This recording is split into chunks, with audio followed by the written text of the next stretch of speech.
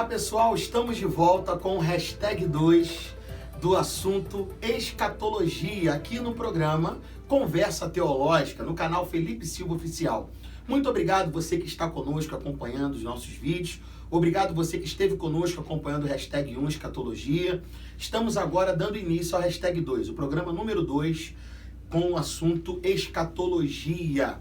Antes de entrar aqui já na pergunta, deixar aqui já com o professor Moisés, para ele dar continuidade de onde nós paramos no primeiro programa, eu quero lembrar você que nós vamos ter aqui nesse programa, tá bom? Tanto no primeiro hashtag quanto no segundo e no terceiro também, nós vamos ter aqui o sorteio das obras do pastor Moisés Martins, tá? Então você fica ligado aí, comenta, participa, porque no final nós vamos fazer um sorteio aí para você que tem estado conosco, presente aí nos estudos bíblicos, tá? Deus abençoe a sua vida. Reverendo Moisés Martins, Sim. Vamos dar continuidade então no assunto. Pois bem, pastor Felipe, falávamos sobre questões relacionadas aos sinais da segunda vinda de Cristo. E o assunto da segunda vinda de Cristo, ele é tão pertinente, ele é tão atual, ele é tão contemporâneo, que ele pode estar perfeitamente apoiado em algumas declarações bíblicas, proféticas do nosso tempo, indicando a proximidade dessa vinda. Nós vamos olhar alguns desses sinais. Sim. E buscar as referências bíblicas para eles. Por exemplo, Daniel capítulo 12, versículo de número 4. Daniel 12, 4. E tu, Daniel, encerra estas palavras e sela este livro, até ao fim do tempo.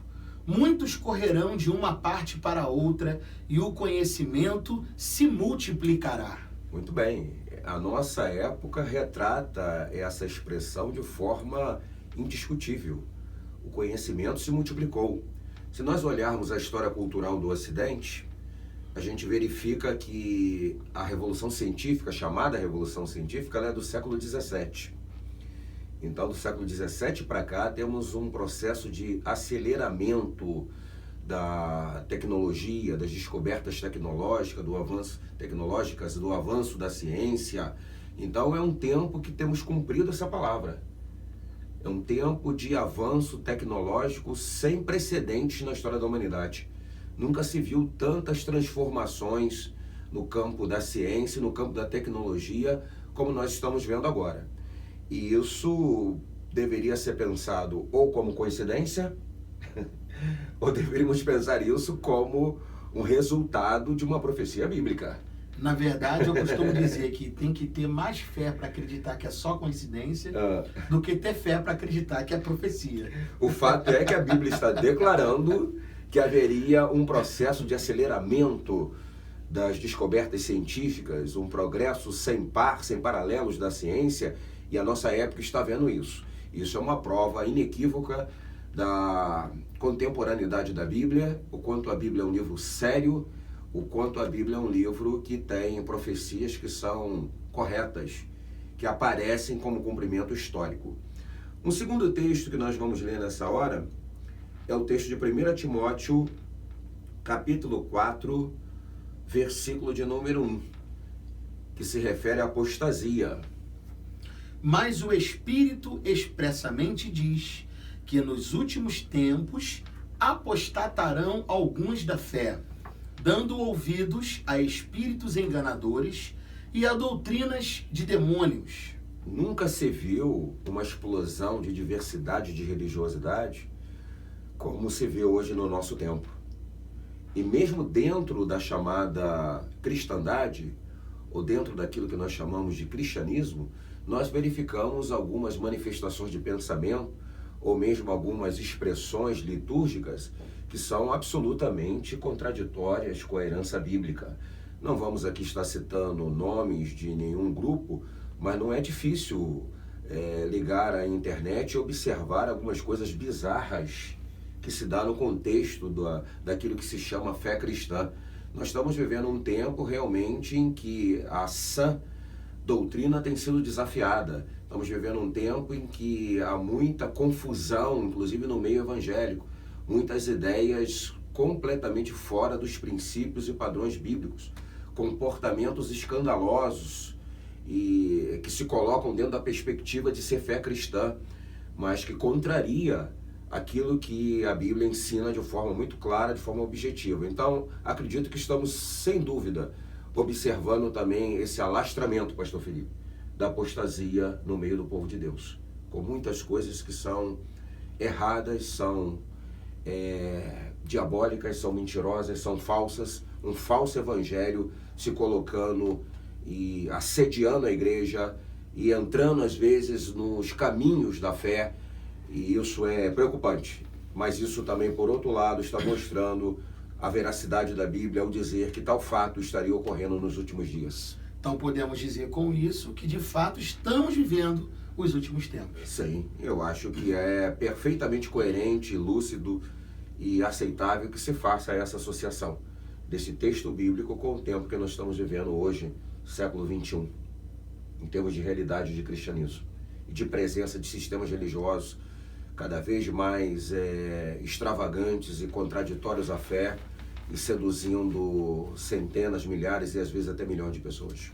Meu Deus, posso ler mais 2 versículos aqui só para a gente ir Sim. para outro? Pela hipocrisia de homens que falam mentiras, tendo cauterizado a sua própria consciência, proibindo o casamento e ordenando a abstinência dos alimentos que Deus criou para os fiéis e para os que conhecem a verdade, a fim de usarem deles com ações de graça. Só por isso aqui para... Já fica claro, não é? Fica bem claro, fica bem claro. Não preciso dizer mais nada. Não. Então tá aí. Vamos lá. Vamos ver aqui também uma questão relativa a sinais dos céus, em Lucas 21, versículo de número 11. Lucas 21, versículo de número 11. E haverá em vários lugares grandes terremotos, e fomes e pestilências. Haverá também coisas espantosas e grandes sinais no céu. Isso é muito interessante. A primeira parte do texto fala de terremotos, e eles têm sido frequentes na experiência humana em vários pontos do planeta, e segundo alguns estudos até se intensificando no contexto do século XX, século que está bem aí atrás de nós, estamos agora no século XXI, nós vimos uma incidência bem expressiva de terremotos ocorrendo. E as escrituras estão fazendo menção a esse fato. Mas eu quero agora aqui olhar para a questão de sinais nos céus. E gostaria de citar uma coisa que vem chamando a minha atenção no que diz respeito a esse versículo bíblico. Os chamados OVNIs, objetos voadores não identificados. Toda uma cultura já foi elaborada sobre essa questão. Nós temos filmes bastante conhecidos, como Contatos Imediatos de Terceiro Grau. Nós tínhamos uma série televisiva com muita influência, com muitos adeptos que assistiam, chamado Arquivo X. Temos livros produzidos sobre isso. E a internet está cheio de sites que abordam o assunto. E o tempo todo se fala de avistamentos, se fala também de abduções. Se criou toda uma linguagem em torno disso. O fato é que começam a aparecer nos céus, de um tempo para cá, de forma mais intensificada, uma série de sinais e que mereceu uma classificação, porque eles não são identificados, objetos voadores não identificados. E a partir daí se cria até uma concepção da existência de uma civilização extraterrestre, que a qualquer momento estará pronta para se aproximar da Terra, numa invasão, e assim dominar os terráqueos e abduzi-los em massa. Então, o que a gente poderia imaginar como um mero delírio de ficção científica é fato que muitas pessoas levam a sério e que estão vivenciando isso como uma verdade soberana e absoluta. E eu fico imaginando, pastor Felipe, só para dar um passo além em relação a esse ponto, como que as coisas podem ser feitas para uma operação engano, mas em caráter mais abrangente. Porque o arrebatamento fala de desaparecimento de pessoas da terra. Sim.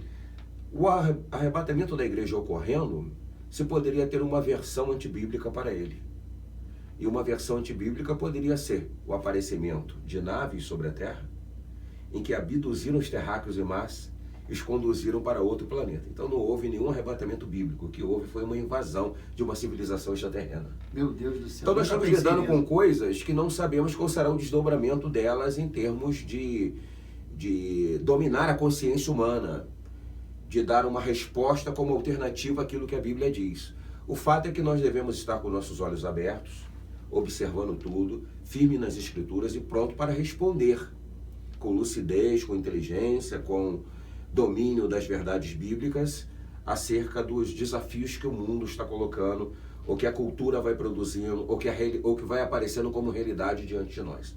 Vamos sustentar o fato de que Cristo virá buscar a sua igreja, mas já há toda uma perspectiva colocada pelos meios de comunicação quanto à possibilidade de existência de civilizações extraterrenas e elas virem até a Terra para um processo de domínio da população terráquea e alguns desdobramentos nesse sentido. Muito interessante que a Bíblia fale de sinais no céu.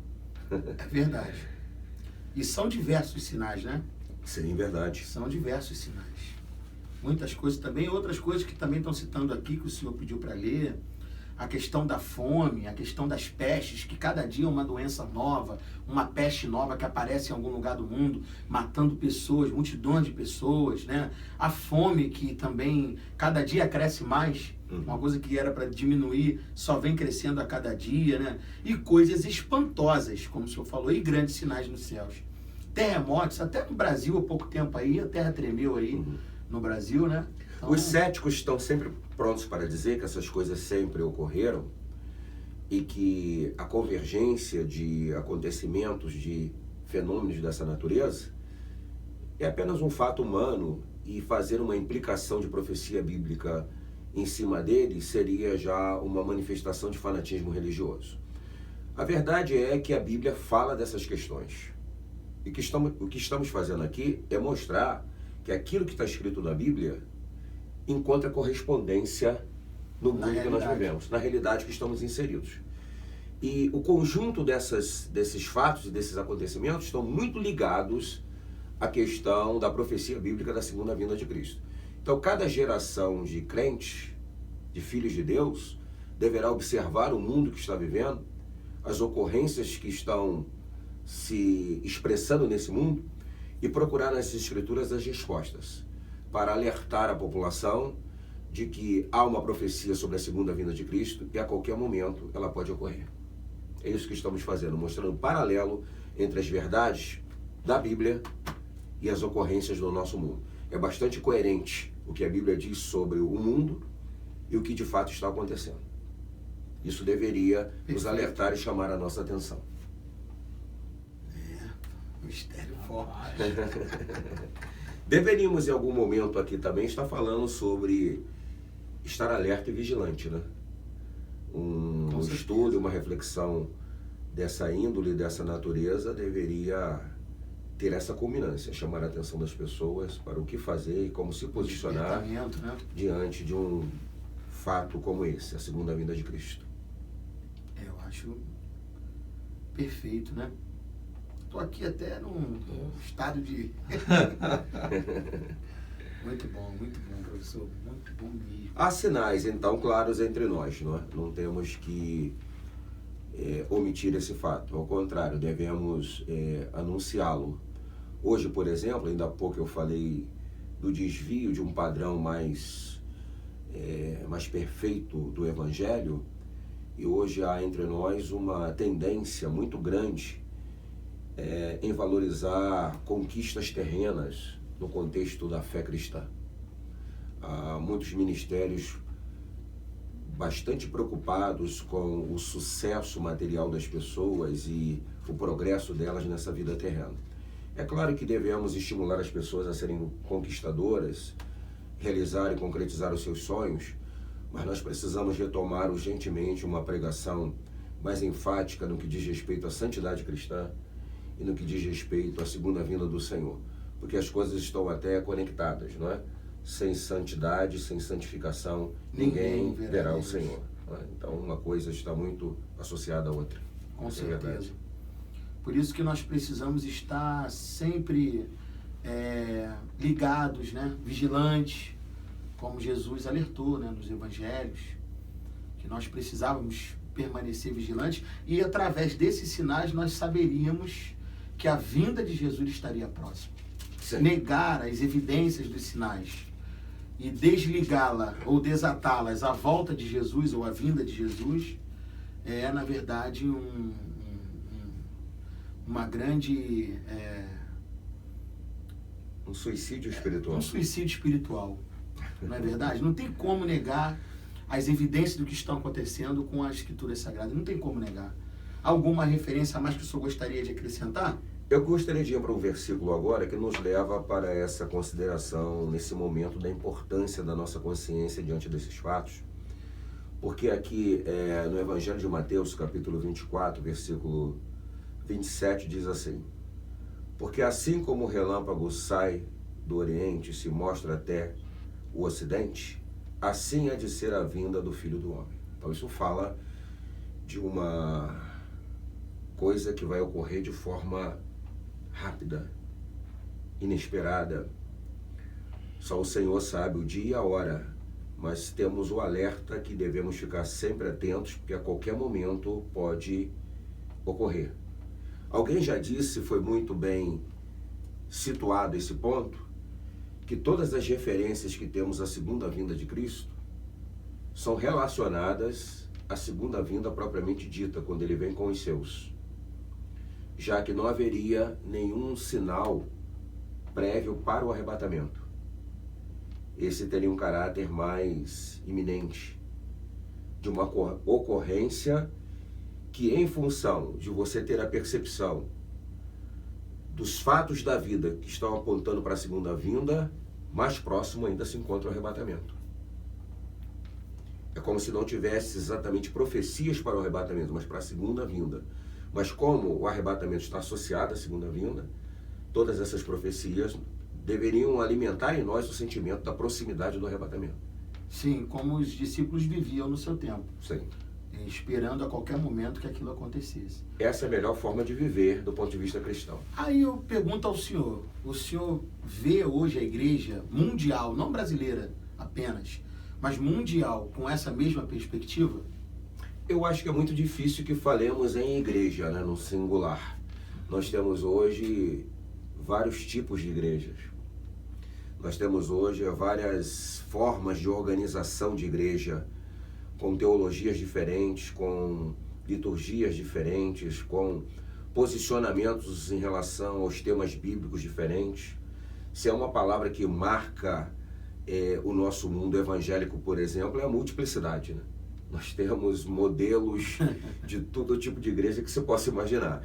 Então, acredito que há igrejas muito conectadas, como há irmãos muito conectados com a verdade da segunda vinda de Cristo, vivendo um evangelho puro, sadio, uma vida de santificação e um olhar bastante atento às profecias na expectativa desse retorno iminente de Cristo. E há, por outro lado, também uma igreja ou vários tipos e modelos de igreja que estão um pouco desatentos até pela sua própria forma de teologia, como eu acabei de dizer aqui ainda há pouco, né? Estão muito mais preocupados com bens terrenos do que com as moradas celestiais. E esse tipo de teologia acaba criando um distanciamento de certas verdades bíblicas, as verdades bíblicas escatológicas. E eu fico o tempo todo focado no que Deus pode me dar aqui e agora e no meu avanço e crescimento enquanto pessoa numa dimensão terrena. A questão é que estamos sustentando isso aqui, eu creio, nós devemos ter um equilíbrio, um santo equilíbrio em relação às verdades do Evangelho. A mesma Bíblia que nos alerta da necessidade de ser sal e luz do mundo e viver uma vida abençoada, uma vida em que Deus irá suprir cada uma das nossas necessidades em Cristo Jesus, é a Bíblia que diz que a qualquer momento seremos chamados para dar conta da nossa trajetória e que Jesus está por voltar. E precisamos chamar a atenção das pessoas quanto a isso, e nós mesmos estamos vivendo uma vida de compromisso e de santidade na presença dele. Pastor Moisés, em relação aos símbolos que são apresentados no livro de Apocalipse, por exemplo, há diversas interpretações sobre eles. Como o senhor falou, por exemplo, em relação à leitura das Escrituras, que o senhor não vê problema nenhum, eu também não vejo problema nenhum, e eu acho que a maioria está com esse pensamento, né? De não ver problema algum em relação aos textos bíblicos, de interpretá-los de maneira literal, algumas coisas, né? Principalmente quando não foge da realidade da mensagem principal do texto, de interpretar o texto dessa maneira. Agora, algumas visões diferentes sobre a questão do Apocalipse, se entende, por exemplo, que uns vão entender de forma profética, outros vão entender que aquilo, na verdade, era um problema que estava acontecendo nos dias dos apóstolos, né? Como a questão do governo, o Estado sendo opressor. O que eu só poderia dizer para os nossos inscritos que têm essa dúvida por ter ouvido, de repente, essas duas correntes que aplicam ou interpretam o livro de Apocalipse de maneira diferente. Uns entendem como um livro totalmente espiritual e profético, e outros vão entender o livro como um livro que fala daquele tempo fechado, né? O livro é fechado para aquilo que estava acontecendo naquele tempo ali, com o domínio do governo daqueles dias. Roma, né? E o governo daqueles dias. Mais uma vez, então, nós vamos olhar essas escolas de interpretação do Apocalipse. E poderíamos falar de uma escola preterista, uma escola idealista, uma escola historicista e uma escola futurista. Eu acho que essas 4 escolas de interpretação do Apocalipse dá bem a dimensão da questão, que você tem variantes de possibilidades interpretativas. Cabe dizer a essa altura que devemos respeitar essas diferenças de abordagem e não vamos aqui estabelecer que alguém é mais ou menos espiritual em função do seu posicionamento de interpretação do Apocalipse. Mas também devemos ter a convicção de qual melhor escola interpreta esse livro. Acho que isso é um ponto importante também. Sobretudo quando temos a responsabilidade de estar dirigindo uma igreja, é de fundamental importância que as pessoas tenham uma segurança em relação à melhor forma de compreender as verdades bíblicas. Então o pastor deve ter o cuidado, a cautela de, tendo estudado devidamente, assumir um posicionamento que seja coerente com as escrituras, lúcido e que possa realmente esclarecer verdades bíblicas. Essa visão preterista coloca todo o livro do Apocalipse como sendo uma literatura que dá conta de uma problemática do passado. É apenas um livro relacionado aos acontecimentos da sua época. E não podemos negar que uma literatura é produzida num contexto histórico, então ela responde aos dilemas daquele contexto histórico. Então não há problema em considerar um grau de veracidade nessa escola de interpretação. Uma visão idealista é aquela que transforma o Apocalipse o tempo todo numa espécie de referência a alguma coisa além do texto. Tudo é símbolo, então nós vamos trabalhar esses símbolos para chegar a algumas conclusões que sejam motivadoras de uma vida cristã mais autêntica, mais profunda, mais espiritual, mais devotada. Mas aí o livro perde também significados históricos proféticos. E acaba que você pode fazer desses símbolos possibilidades de chegar a 1000 conclusões diferenciadas. E você cria um risco muito grande de diversidade de sentidos no texto. A escola historicista procura ver que o Apocalipse está se cumprindo ao longo da história.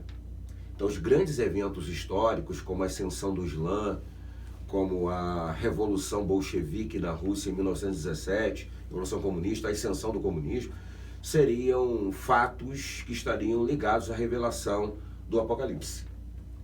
E a escola mais recorrente no mundo pentecostal e de interpretação do Apocalipse, e esse mundo pentecostal é um mundo que no Brasil responde por um número majoritário de crentes. O pentecostalismo é a força de maior número de adeptos no mundo cristão brasileiro. É tão forte que até os que não são pentecostais, muitos deles acreditam como pentecostais. Sim, a influência transbordou o mundo do pentecostalismo e alcançou outras correntes de pensamento da fé cristã. E também nós temos um fenômeno que é o fenômeno da influência da lógica do pentecostalismo nas igrejas tradicionais, né? Elas pouco a pouco foram também se renovando e alcançando pressupostos e formas de compreensão da Bíblia de índole de natureza pentecostal. Isso é um fenômeno bastante estudado. Mas esse grupo tem a visão clara do futurismo. A ideia de que em algum momento no Apocalipse, nesse livro, tudo é futuro. Então é possível, por exemplo, olhar Apocalipse capítulo 1 como uma grande narrativa da pessoa de Cristo em glória. Capítulo 2 e 3, a sequência da igreja na história, as 7 igrejas como representativas de modelos eclesiásticos na história. E do capítulo 4 em diante, com a famosa expressão sobe para aqui, vamos ler Apocalipse 4, versículo 1. Muitos estão sustentando que esse é um período em que será no futuro, quando a igreja for arrebatada. Por favor, a leitura. Depois destas coisas, olhei, e eis que estava uma porta aberta no céu. Porta aberta é para alguém entrar, né? Com certeza. E a primeira voz que, como de trombeta, ouvira falar comigo, disse: sobe aqui, e mostrar-te-ei as coisas que depois destas devem acontecer. Alguns sustentam que João está representando a igreja, e ele ouviu a voz: sobe para aqui. Arrebatamento. E foi para o céu. E o que vai acontecer agora, a igreja representada por João estaria no céu, e não mais na terra. Como a igreja ainda não foi para o céu, há uma dimensão no Apocalipse claramente futurista. Acho que a essa altura, dito isso, seria interessante que a gente tivesse o cuidado de ver alguns acontecimentos apocalípticos ao longo da história, tivéssemos o cuidado com as figuras de linguagem para interpretar símbolos que não devem ser tomados literalmente e compreendê-los para o que ele aponta, qual o sentido que ele tem. Deveríamos considerar que essa literatura tem um espaço de tempo de produção na história e que respondeu aos dilemas daquela época, e devemos salvaguardar também o sentido de que temos profecias para se cumprir. Acho que uma leitura eclética dessas escolas ajudaria numa compreensão passear entre elas, né? Mais abrangente do livro do Apocalipse e mais consistente, digamos assim, né? Sim. Muito bom, professor, muito bom, é verdade. Então vamos fazer o seguinte, para a gente entrar agora no próximo ponto aqui, o assunto agora, irmão, agora, esse aqui, de todos eles, todos são maravilhosos, mas esse aqui, professor Moisés, esse aqui eu tenho certeza que você que está nos acompanhando aí, você vai ficar, olha, vai querer entrar aí pela tela do teu smartphone, né, do teu telefone celular, do teu computador, do teu tablet, tu vai querer estar aqui dentro com a gente, porque o assunto é bom demais. Muito obrigado, fica com a gente aí, tá bom? Comenta, dá o seu like e continua conosco assistindo aí o #3 Escatologia.